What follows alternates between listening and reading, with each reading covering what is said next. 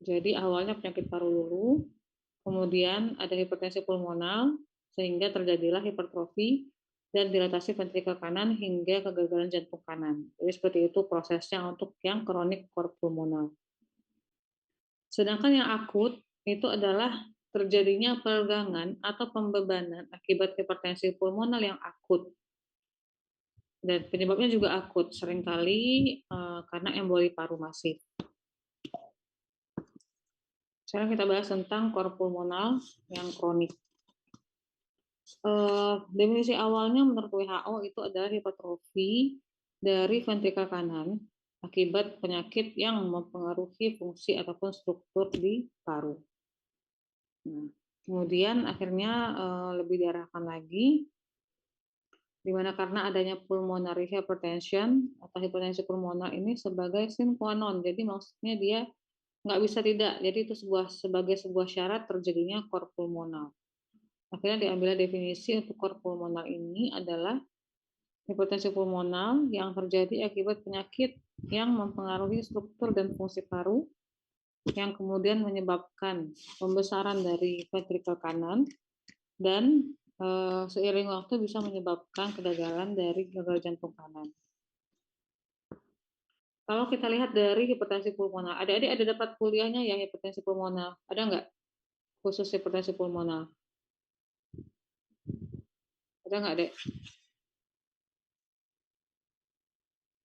Ada dokter.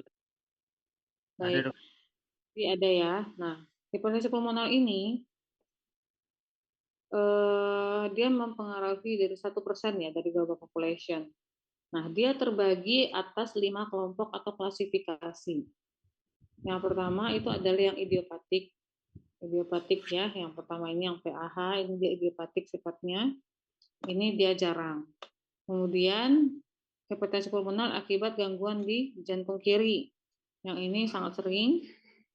Jadi gangguan jantung kiri dulu, gagal jantung kiri dulu, baru kemudian melebar ke kanan. Ini banyak masalahnya di sini. Maksudnya penyakitnya banyak. Gitu. Kemudian yang ketiga adalah hipertensi pulmonal akibat penyakit paru. Nah, di sini kita ngebahas cor pulmonal itu di sini, dan ini kejadiannya juga cukup sering ya, common. Nah, yang keempat adalah akibat adanya kronik tromboemboli. Jadi hipertensi pulmonal karena tromboemboli yang kronik. Jadi ada obstruksi di arteri pulmonar yang ini juga terjadi secara kronik. Sedangkan yang nomor 5 ini multifaktorial atau unclear mechanism ya. Jadi banyak kondisi yang lain yang mungkin menyebabkan hipertensi pulmonar. Untuk yang kelompok 3 ini, hipertensi pulmonar didefinisikan jika tekanan arteri pulmonalnya itu di atas 20 restingnya ya. Jadi saat istirahat tekanannya di atas 20. Nah, untuk cor pulmonal kronik, etiologinya apa? Karena kita sudah tahu ya, dia memang berasal dari penyakit paru. Nah, jadi ada yang mengelompokkan beberapa penyakit tersebut. Kalau dari buku IPD, dia mengelompokkan jadi 4. Yang pertama, penyakit pembuluh darah paru. Yang kedua, adanya tekanan pada arteri pulmonal karena ada tumor mediastinum, aneurisma, granuloma, atau fibrosis. Kemudian yang ketiga adanya penyakit neuromuskuler dan dinding dada, dan keempat itu yang mengenai aliran udara paru termasuk PPOK di sini. Nah, dari jurnal lain itu dia mendeskripsikan atau membaginya menjadi 3. Yang pertama obstructive lung disease termasuk PPOK, asma, fibrosis ya, cystic fibrosis, bronkiektasis, bronkiolitis ini yang sering. Ya, kalau kita lihat yang A ini yang paling sering, yang B juga cukup sering. Tapi kalau cystic fibrosis ini di Indonesia jarang kejadiannya. Kemudian restriktif, ya penyakit yang restriktif termasuk di sini neuromuskuler atau dia sequelae TB, ya jadi juga bisa sequelae TB menyebabkan gagal jantung kanan. Biasanya diawali dengan SOPT. Kemudian adanya connective tissue disease, idiopathic interstitial pulmonary fibrosis gitu ya. Nah, ini yang restriktif. Kemudian yang ketiga adalah respiratory insufficiency of central origin. Jadi yang sentral, contohnya adanya penyakit central alveolar hypoventilation dan juga ini ya sleep apnea atau Pickwickian syndrome. Ini yang jarang. Kemudian untuk Di kasus-kasus PPOK, hipertensi pulmoner itu umumnya derajatnya ringan sampai sedang, yaitu berkisar 20-35 tekanannya. Sedangkan kalau yang idiopatik tadi, yang kelompok 1 itu di atas 40, ya, rata-rata di atas 40. Nah, walaupun saat restingnya itu cukup ringan, 20-35, tapi saat exercise, sleep, ataupun ada eksaserbasi dari penyakitnya, PPOK-nya lagi eksaserbasi, maka tekanan dari hipertensi pulmoner ini bisa meningkat, bisa sampai 50-60. Nah, saat ada peningkatan dari hipertensi pulmonalnya atau tekanan dari arteri pulmonarisnya, itu juga paralel dengan perubahan di PaO2 atau tekanan O2 di darah. Jadi memang ini berhubungan dengan kondisi vasokonstriksi pulmoner yang hipoksik, ya, kekurangan oksigen di parunya. Peningkatan-peningkatan ini akhirnya nanti bisa menyebabkan pembentukan atau terjadinya gagal jantung kanan. Nah, bagaimana patofisiologinya? Jadi yang pertama kita lihat di sini di jantung ini ada pulmonary vascular resistance ya di paru atau vascular bed-nya namanya itu. Jadi ada resistensi di vascular pulmoner. Kemudian di sini ini adalah jantung kanan, right ventricle, dan ini darahnya masuk di sini. Jadi diawali dengan adanya COPD atau PPOK ataupun penyakit jantung lain yang menyebabkan penurunan dari tekanan oksigen dan saturasi oksigen. Akhirnya kita lihat di alveolinya, kalau kita lihat di pembuluh darahnya juga yang harusnya arteriolnya itu seperti ini, akhirnya terjadilah vasokonstriksi dan hipertrofi di dinding-dinding pembuluh darahnya. Hipoksia atau oksigen yang rendah itu menyebabkan vasokonstriksi pulmoner yang hipoksik, sehingga darah itu alirannya juga terhambat atau terbatas ke alveoli. Alveolinya pun menjadi hipoksik. Dari sini terjadilah remodeling vaskular. Jadi ada neomuscularization of arteriole, karena arteriolnya dari kekurangan oksigen, mereka berusaha untuk mengubah atau membuat muskular baru. Kemudian ada intimal thickening, jadi dia menjadi menebal ya, dan juga hipertrofi di lapisan intimal dan medial. Setelah terjadinya remodeling vaskular tadi yang hipoksik tadi, akibatnya terjadilah peningkatan di arteri pulmoner. Itu sampai di atas 20. Nah, lama-kelamaan, ini prosesnya berlangsung lama sebenarnya, terjadilah peningkatan atau increase right ventricular afterload. Jadi afterload-nya meningkat, ada hambatan di sana, ada tahanan, ujung-ujungnya terjadi disfungsi dan gagal di jantung kanan. Nah, ini juga ada beberapa faktor yang menyebabkan ya, kalau misalnya dari kondisi paru yang menyebabkan meningkatnya pulmonary vascular resistance pada kondisi-kondisi paru. Nah, adanya faktor anatomi, misalnya adanya destruksi, obstruksi, ya, seperti karena adanya lesi tromboembolik, fibrosis, dan emfisem. Kalau untuk fungsionalnya, karena adanya hipoksia, baik itu kronik maupun akut, asidosis, hiperkapni, dan hiperviskositi. Biasanya pasien-pasien yang sudah hipertensi pulmoner itu karena kondisi remodeling tadi dan juga hipoksik tadi, terjadilah dia polisitemia. Polisitemia, darahnya mengental sehingga menjadi hiperviskositi, terlalu kental, dan hipervolemia. Ini juga menyebabkan kondisi yang dia cenderung pada koagulasi ya, lebih cenderung untuk terjadinya koagulasi. Kemudian ada juga faktor mekanik, misalnya karena adanya penekanan dari pembuluh di alveolar. Nah, jadi akut hipoksia tadi menyebabkan vasokonstriksi pulmoner, dan untuk hipoksia yang kronis akhirnya menyebabkan perubahan dari struktur, baik itu di vascular bed pulmoner yang disebut dengan remodeling tadi. Bagaimana tanda-tandanya? Tanda-tandanya ada dua. Yang pertama, tanda adanya hipertensi pulmoner dan tanda dari penyakit dasar, serta tanda-tanda dari kegagalan jantung kanan. Nah, kalau misalnya kalau untuk hipertensi pulmonernya khususnya akibat COPD atau PPOK, tentunya ada dyspnea ya, ada sesak nafas, on exertion, dan fatigue. Kemudian bisa ditemukan juga sianosis. Kemudian dari pemeriksaan P2-nya itu komponen P2 dari bunyi jantungnya itu meningkat, ada bunyi jantung ketiga dari right ventricle dan juga clubbing finger ya, di jarinya itu mulai adanya clubbing, tandanya dia sudah hipoksia lama. Kemudian kalau sudah terjadi gagal jantung kanan, maka bisa ditemukan adanya pembesaran atau peningkatan tekanan vena jugular. Kan adik-adik ada ya di skenario-nya. Kalau tampilannya orang yang peningkatan vena jugular itu seperti ini. Jadi di jugular vena itu tampak distended dan kadang-kadang pulsating juga, berdenyut gitu. Kemudian ini nanti akhirnya berjalan sampai ke abdomen, pembuluh porta, hipertensi porta juga, sehingga terjadi distensi abdomen yang terjadi akibat adanya hepatomegali, pembesaran pembuluh-pembuluh di dalam hati ya, dan juga di asites. Jadi vena cava yang berhubungan sama vena jugular itu melebar juga, terdistensi juga, terjadilah hepatomegali, kemudian terjadi asites dan juga terjadi udem perifer.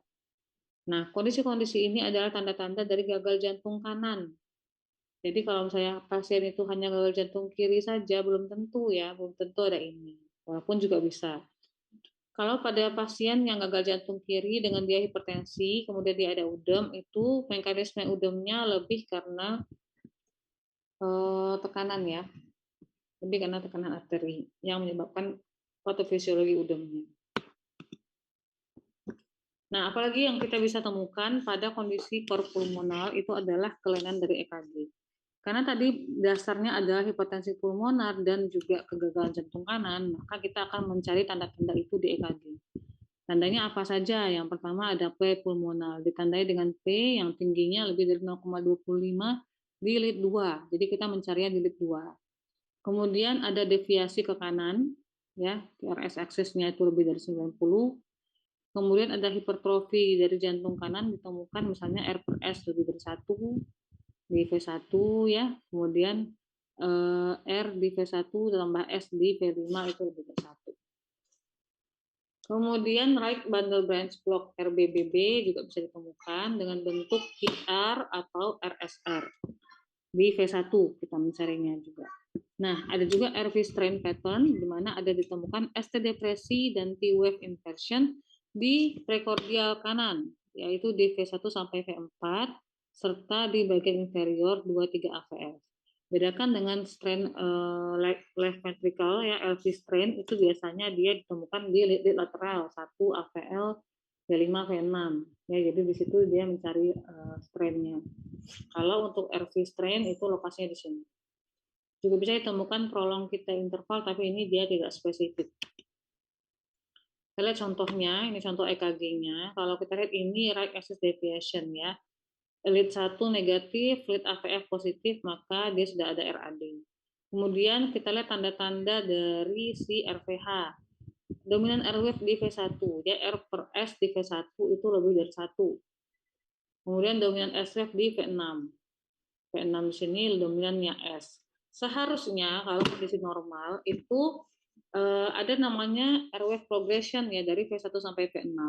Harusnya yang di V1 ini dominannya di S dan V6 dominannya di R. Jadi ini sudah ada perubahan atau terbalik namanya clockwise rotation. Nah, kemudian juga kita bisa temukan right ventricular strain ya, RV strain. Kita lihat ini, dia mirip-mirip sama NSTEMI ya, seperti ada ST depresi di ST segment. Tapi ada perhatikan ini ada discordance. Discordance itu maksudnya di sini R-nya tinggi tapi T-nya ke bawah ya, jadi kebalik gitu. Kemudian bentuknya dan lokasinya juga ini spesifik untuk RV strain. Nah, tentunya kondisi-kondisi seperti ini juga kita nggak bisa langsung simpulkan mutlak ini mutlak RV strain. Belum tentu 100% ini RV strain. Kalau adik-adik ketemu kondisi seperti ini, tetap harus disingkirkan apakah dia ada serangan jantung juga, ada NSTEMI juga. Meskipun dia mengarah ke RV strain, tapi tetap harus dipastikan dengan pemeriksaan lainnya dan kondisi pasien. Oke. Ini contoh yang lain untuk EKG dari kor pulmonal itu. Di sini ada P pulmonal, ya. Aksesnya juga tetap RAD, ini lead 1 dan AVF, ya, negatif positif. Kemudian ada P pulmonal, jadi P-nya itu tinggi, kita lihat di lead 2, ini lebih dari 2,5. Kemudian ada RBBB juga, ya, RBBB itu ada, kita lihat di sini ada RSR, ya, ada pola RSR, ini juga karena kepotong gambarnya. Sebenarnya ada RSR, kemudian ada RV strain juga di V1, V2, V3. Bisa dilihat sampai di V4. Oke. Nah, diagnosis lainnya. Jadi kita meriksanya apa nih untuk menentukan pasiennya ada CPC atau tidak? Yang pertama tentu dari history, symptoms, dan physical sign. Kalau kita ketemu dari pasien ini ternyata dia ada riwayat PPOK, atau dia ada riwayat cystic fibrosis, dan mungkin penyakit-penyakit paru lainnya, ada TB yang tidak sembuh-sembuh, ya, TB lama, tapi masih ada gejala. Kemudian pasiennya ada tanda-tanda dari kegagalan jantung kanan tadi. Nah, itu kita bisa curiga pasiennya ke arah CPC. Lalu kita konfirmasi lagi dengan EKG. EKG untuk hipertensi pulmonar itu tidak spesifik, tapi untuk RVH dia cukup spesifik. Kemudian chest X-ray ini kurang ya, baik itu sensitivitas maupun spesifisitasnya. Tapi kalau kita lihat, kita cari bisa, misalnya pasiennya itu dengan PPOK, tentunya kita harapkan ada sela iga yang melebar, ya, sela iga melebar. Kemudian barrel chest, ya mungkin ya seperti ini ya gambar yang saya ambil contohnya ini. Ini kan cukup barrel chest dia kondisinya. Kemudian ada tanda pembesaran jantung kanan. Ini pembesaran jantung kanan. Bagaimana kita membedakan pembesaran jantung kanan sama kiri? Mana caranya? Ya, kita lihat dari apex. Biasanya kalau pada pembesaran jantung kiri atau LVH itu apexnya lebih ke tertanam. Jadi apex jantungnya ini tertanam ke bawah. Sedangkan kalau RVH itu arahnya dia keangkat ya. Nah, kemudian selain chest X-ray juga bisa MRI, tapi jarang dilakukan. Yang paling menentukan adalah ekokardiografi untuk menentukan adanya hipertensi pulmonal dan juga gangguan di right heart-nya itu. Kemudian pemeriksaan lainnya adalah right heart catheterization. Sebenarnya ini adalah gold standard, tapi karena dia invasif dan juga tentunya memakan biaya yang tinggi, maka tidak rutin dilakukan. Ini hanya dilakukan, diindikasikan pada pasien-pasien yang dicurigai pH-nya atau pulmonary hypertension-nya memang dia berat, ya. Di mana dari hasil echo diperkirakan tekanannya itu sampai di atas 50 dan 60. Kemudian untuk laboratorium bisa diperiksa adanya peningkatan dari brain natriuretic peptide. Bagaimana tata laksananya? Jadi yang pertama, karena dia dasarnya tadi juga adanya hipoksik, ya kondisi hipoksia yang kronis, maka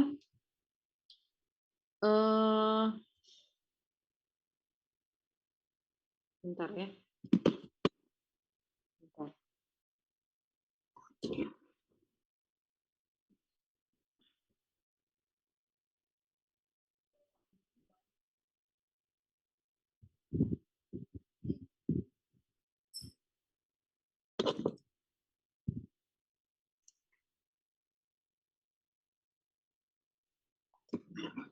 Lanjutkan. Jadi untuk terapinya, yang pertama adalah oksigen, ya terapi oksigen.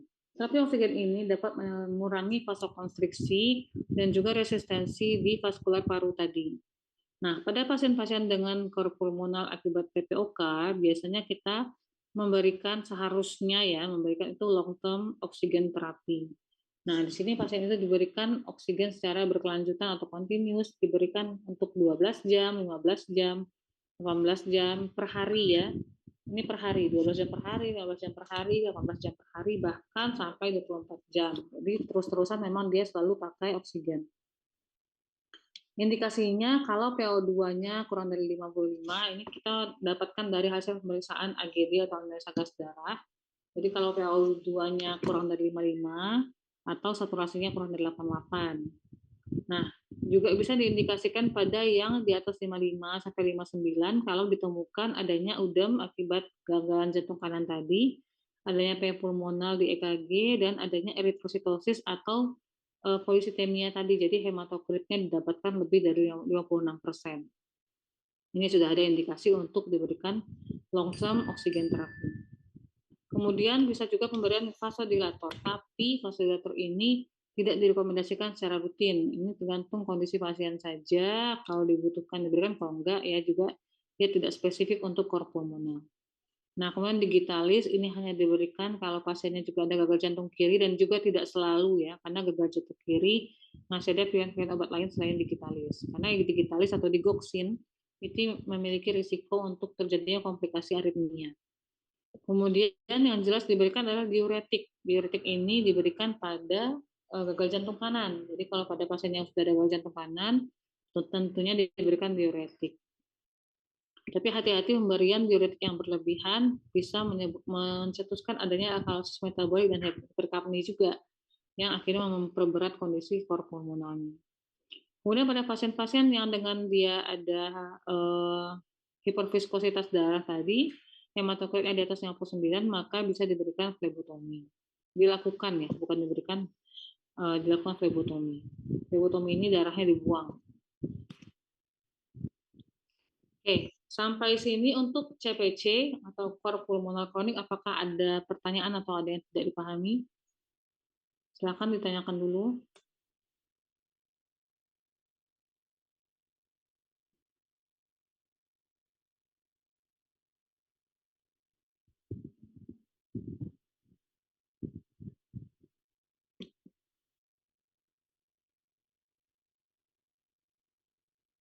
Ada, Dek?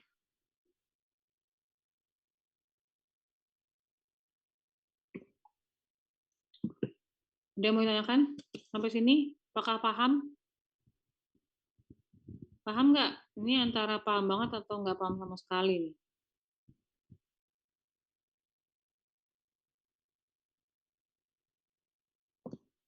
Oke, kalau belum ada pertanyaan kita lanjut dulu ya. Ini tinggal sedikit. Kalau akut ini kejadiannya jarang. Jadi kita bahas singkat saja. Akut cor pulmonal itu terjadi akibat ya, jadi dia itu kondisinya memang akut right ventricular failure. Memang gagal jantung kanan juga, tapi terjadi akut yang terjadi karena adanya peningkatan afterload ventricle yang akut juga.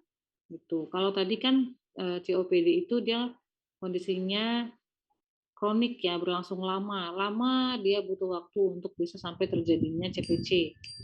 Karena kita yang sudah saya sampaikan tadi, pH-nya itu pada kondisi COPD itu mild to moderate. Jadi dia ringan sampai sedang. Nah, kalau ini biasanya disebabkan akibat kondisi-kondisi yang akut. Akut pulmonary disease. Contohnya yang paling sering adalah emboli paru, bisa juga karena pneumonia dan ARDS, ya, acute respiratory distress syndrome. Kondisi-kondisi ini bisa menyebabkan gagal jantung kanan. Bagaimana dia bisa menyebabkan gagal jantung kanan? Jadi kalau kita lihat mekanismenya, tadi sudah kita sampaikan bahwa gagal jantung kanan akibat pulmonary hypertension itu terjadi karena adanya elevated pulmonary vascular resistance atau meningkatnya tekanan di vascular bed paru, meningkatnya tekanan di pulmonary vasculatur.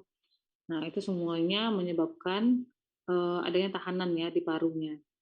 Nah, jadi kondisi ini kemudian adanya hipertensi pulmonal itu terjadi karena adanya kondisi-kondisi akut tadi. Kita lihat di sini, kalau kita lihat ya nomor 1 ini mikrotrombi atau adanya emboli. Emboli, kemudian nomor 2 dan nomor 3 itu kena hipoksemia, hiperkapni, kemudian akibatnya terjadilah udem dalam alveoli.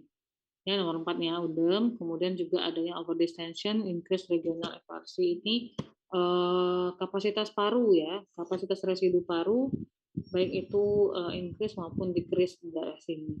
Nah, di sini akibatnya terjadilah elevated pulmonary vascular resistance yang akan menyebabkan hipertensi pulmoner. Bedanya sama yang tadi, dia terjadi secara akut. Nah, di sini ada yang udem, kemudian di sini juga bisa ya overdistension, atau kebalikannya yang nomor 6 ini berkurang kapasitasnya, yang kelima ini terlalu meningkat, yang keenam ini terlalu berkurang. Pada akhirnya ini nanti akan menyebabkan pembesaran right atrium dan right ventricle. Ya, itu kondisinya, mekanismenya bagaimana akut cor pulmonar ini bisa terjadi. Nah, bagaimana kita mendiagnosisnya? Yang jelas pastinya clinical history. Jadi ada present illness, biasanya pasien-pasien itu memang sudah dirawat duluan, datang dengan nyeri dada misalnya. Curiganya apa tadi, emboli paru, atau pasiennya memang sudah ada pneumonia dalam kondisi yang berat, kemudian di ARDS terjadilah kegagalan jantung kanan yang akut. Kita bisa lihat adanya jugular vein distension. Jadi juga bisa di sini ditemukan adanya peningkatan tekanan vena jugular. JVP meningkat juga karena tadi kan memang basicnya ada RV dysfunction ya. Nah, tekanan vena jugular yang meningkat ini menunjukkan adanya kegagalan atau disfungsi dan derajat dari disfungsi dari right ventricle-nya ya, bukan menunjukkan seberapa banyak cairan yang terbendung. Gitu. Kemudian juga bisa terjadi asites sama udem, tapi kalau kondisinya akut ini uncommon. Jadi jarang kalau pada pasien-pasien yang akut.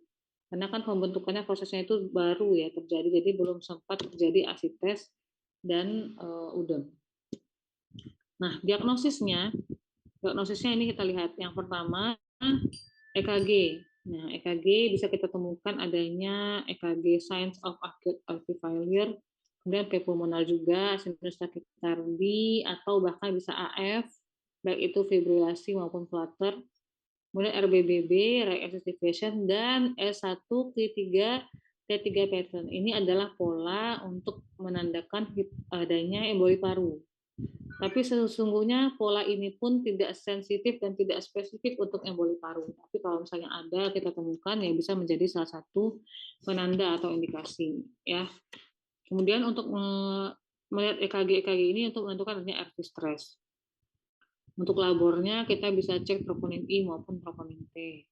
Ini untuk keterangan echonya ya. Ini kan bukan kompetensi tadi, jadi nanti cukup diketahui aja. Kemudian untuk menilai lagi disfungsi dari right ventricle-nya, kita lihat dari interdjugular vein. Apakah ada peningkatan JVP? Kalau misalnya ada peningkatan JVP, untuk memastikan labornya itu adalah BNP atau NT-proBNP. Nah, kalau dia ada shock kardiogenik karena kegagalan jantung kanan tadi, ya kita bisa temukan misalnya ekstremitas yang dingin, tanda shock gitu ya, gangguan kesadaran, kemudian pulsus paradoxus, kemudian pada pasien ini juga bisa low pulse pressure, jadi tekanan nadinya itu sangat rendah, ada takikardi, oliguri, dan bisa ada atau tidak disertai dengan hipotensi. Dari sini kalau sudah ada tanda shock kardiogenik, maka kemungkinan kita bisa periksa mungkin dia laktatnya meningkat dan adanya asidosis metabolik.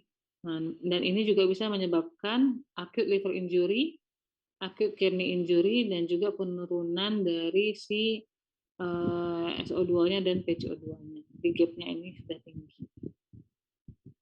Nah, kemudian kalau misalnya pasiennya itu karena dia adanya emboli paru, jadi disease spesifik ya, untuk pulmonar embolism, itu bisa kita hitung skor PESI-nya, ini untuk menentukan severity-nya.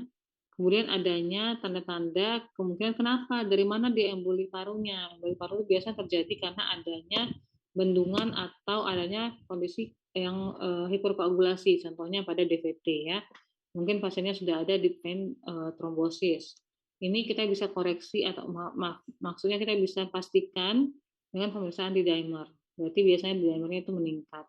Nah, trombosnya itu bisa ditemukan di RA, reatrium, atau proximal pulmonary arteries. Ya, ini membutuhkan pemeriksaan echo yang dimasukkan dari esofagus. Ya, ini gambaran EKG untuk tadi yang akut core pulmonal. Nah, tentunya kita mencari biasanya itu kan ada emboli paru masif gitu ya. Biasanya bisa sinus takikardi, kalau kita lihat di EKG yang pertama, ini ada sinus takikardi, kemudian ada RBBB, ini ya polanya R, S, R aksen. Kemudian ini juga RSR aksen, V1, V2. Nah, kita juga bisa temukan adanya T-wave inversion di right precordial leads ya.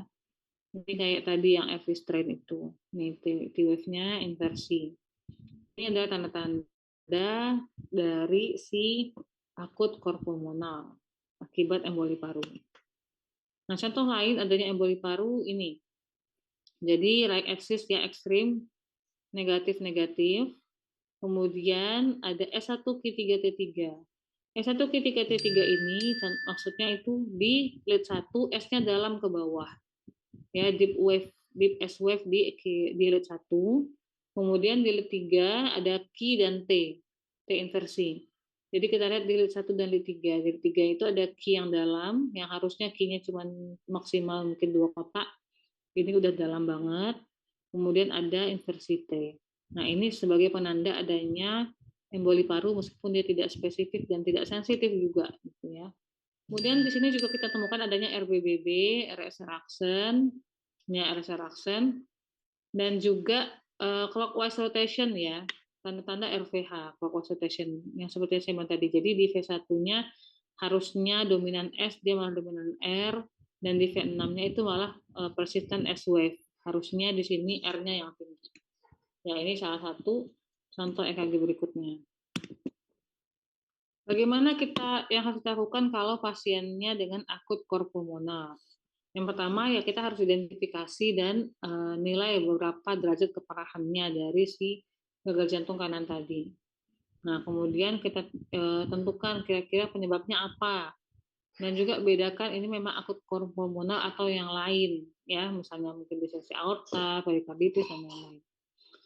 Setelah itu kita lihat ya di sini ventilatory support and causal treatment. Jadi kalau misalnya dia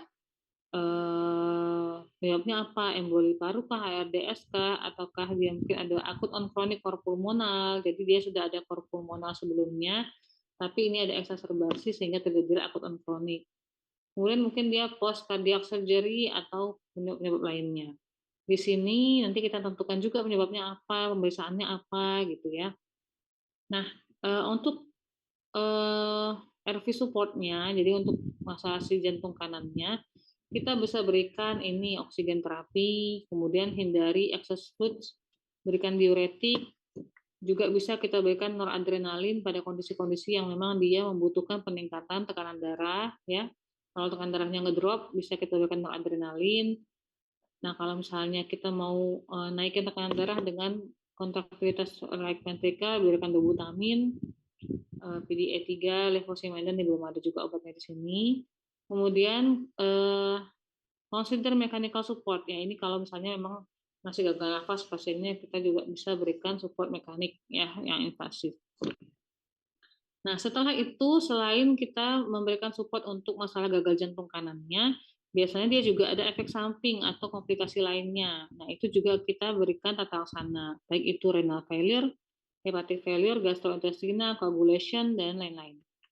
Nah, inilah manajemennya secara umum untuk akut cor pulmonal. Baik, itu aja yang bisa saya sampaikan mengenai cor pulmonal.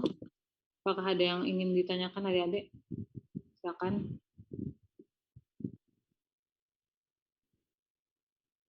Paham nggak nih? Paham atau nggak paham?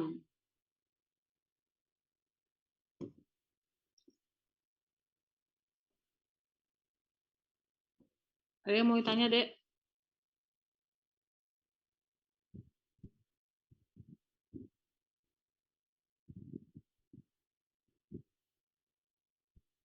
Kalau nggak ada yang nanya, saya yang nanya nih.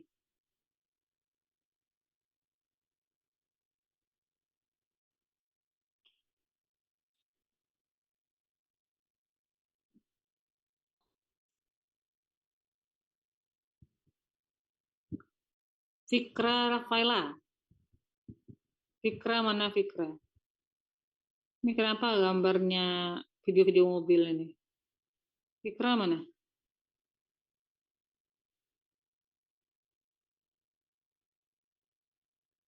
Fikra?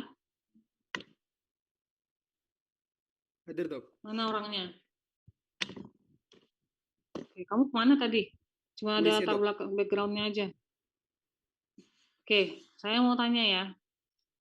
Apa beda cor pulmonal akut dan kronik?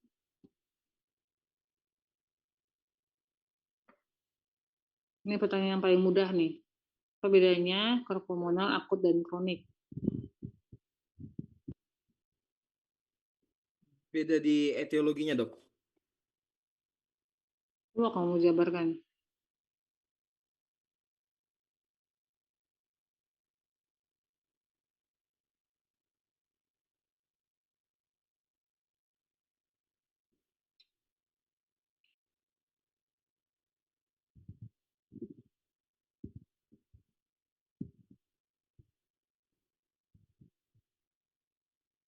Apa bedanya? Tadi katanya etiologi, bedanya apa etiologinya? Kalau akut apa, kalau kronik apa?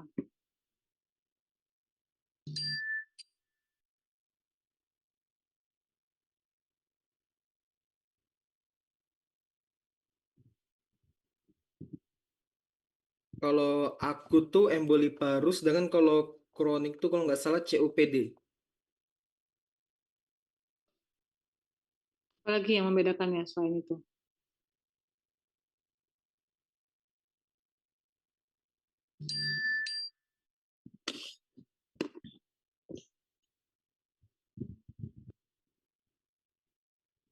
Onset dok? Gimana?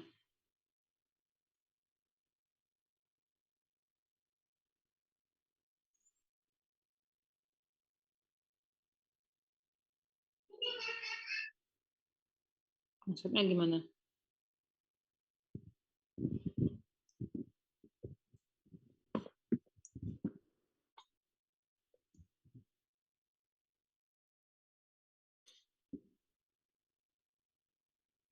Kalau yang akut itu hitungannya beberapa jam, sedangkan kalau yang kronik itu bertahun-tahun.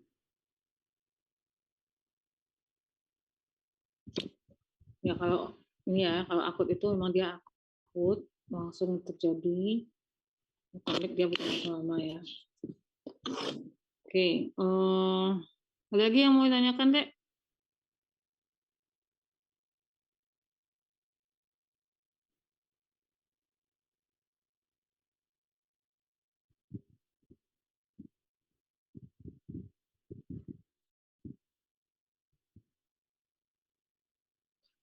Nggak ada yang mau tanya? Kalau tidak ada pertanyaan, mungkin kita cukupkan aja ya kuliah pada hari ini. Kalian ada diinfoin pleno nggak?